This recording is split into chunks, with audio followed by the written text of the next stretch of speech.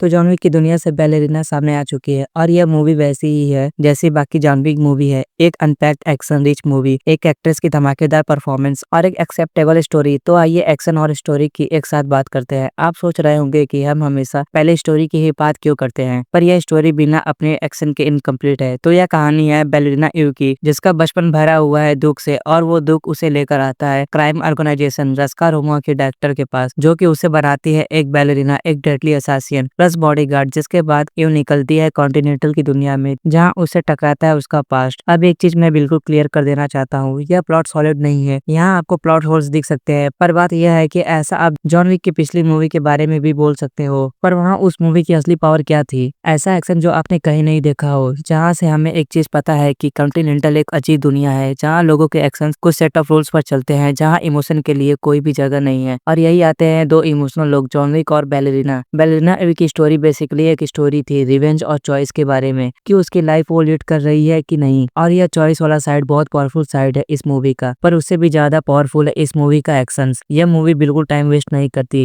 Action में घुसने के लिए शुरुआत एक्शन सेट पीस से मूवी का मिडिल हिस्सा पैक्ड है। एक्शन सीन्स और अंत तक आते आते किसी से कोई एक्सप्लेनेशन की जरूरत नहीं है, सिर्फ लड़ाई और एक प्रॉपर जॉन विक मूवी जैसी एंडिंग। पर कुछ एक्शन सीन्स इतने यूनिक थे कि वो इजिली सरपास कर रहे थे पिछली जॉन विक मूवी के कुछ सीन्स को। मैं मजाक नहीं कर रहा, जिन भी लोगों को इस मूवी का ट्रेलर इंप्रेसिव लगा वो बिल्कुल सही फीलिंग है, क्योंकि ऐसे एक्शन सीन्स आपको रेयर ही देखने को मिलते हैं। इस क्वालिटी के एक्शन के लिए कमिटमेंट चाहिए होती है, जो आप जॉन विक के यूनिवर्स से ही एक्सपेक्ट कर सकते हैं। यहाँ ग्रेनेड्स यूज हुए, आग उगलते हुए वेपन्स यूज हुए, और हैंड ग्रेनेड तो यहाँ खिलौने की तरह यूज करके फेंके जा रहे थे। एक ग्रेनेड वाला सीन है मूवी में जो मेरे दिमाग से अभी तक नहीं जा रहा है। हालांकि इन सब के लिए तारीफ होनी चाहिए मूवी के डायरेक्टर और एना डी आर्मस की। पर बात करें डायरेक्टर की, तो मूवी को डायरेक्ट किया है अंडरवर्ल्ड मूवी, टोटल रिकॉल और लिव फ्री और डाई हार्ड के डायरेक्टर लेन वाइसमैन ने। और लेन अपनी पिछली डायरेक्ट करी हुई सभी मूवी के एलिमेंट्स लेकर आए इस मूवी में, और हमें मिली एक कलरफुल एक्शन मूवी। डायरेक्टर की यहाँ पर बहुत तारीफ होनी चाहिए, क्योंकि मूवी एक्शन पैक होने के साथ साथ विजुअली भी बहुत अच्छी लग रही थी। जहाँ नियॉन इफेक्ट देखकर मुझे एक पल को लगा कि भाई कोई A24 मूवी चल रही हो। हालांकि इस मूवी को देखते हुए पूरे टाइम मेरे मन में एक ही बात आ रही थी कि ब्लैक विडो मूवी को लिटरली ऐसा ही होना चाहिए था। वहाँ भी बैलेरिना और एसासिन ही थी, और वो भी सॉर्ट ऑफ एक रिवेंज आर्क की थी।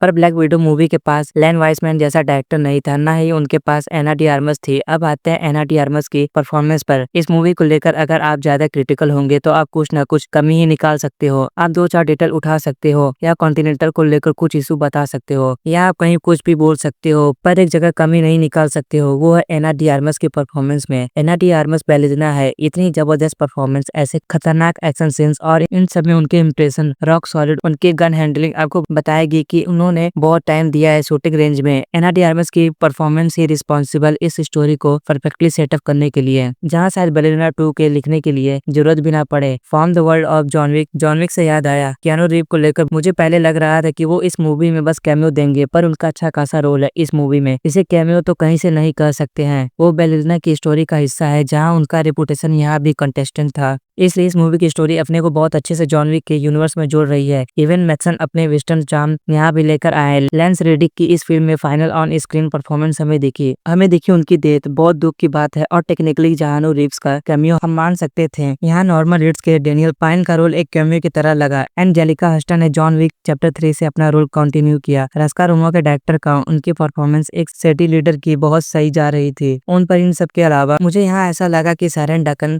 ब्रूस्टर, जो कि नोगी का रोल प्ले कर रही थी, इव की मेंटर, उनका और रोल होना चाहिए था, पर हमें शायद आगे के सीक्वल्स में उनका रोल दिखे। ओवरऑल मैं आपको कहना चाहूंगा कि इस हफ्ते थोड़ा बटा हुआ फील करोगे how to train your dragon और बैलेरिना के बीच। पर अगर आप देखने लायक हो तो जल्दी जाओ बैलेरिना देखने। मूवी अपनी A रेटिंग की पूरी रेस्पेक्ट कर रही है। मूवी 2 घंटे 3 मिनट की है। मूवी में कोई मिड क्रेडिट सीन नहीं है, ना कोई पोस्ट क्रेडिट सीन है। तो अगर आपने ये मूवी देख ली है तो हमें जरूर बताएं मूवी कैसी लगी, और अपना थ्योरी भी जरूर बताएं कि बैलेरिना नेक्स्ट मूवी में कैसी दिखेगी। ये था बैलेरिना मूवी का ब्रेकडाउन। अगर वीडियो अच्छा लगा हो तो वीडियो को लाइक, चैनल को सब्सक्राइब जरूर करें।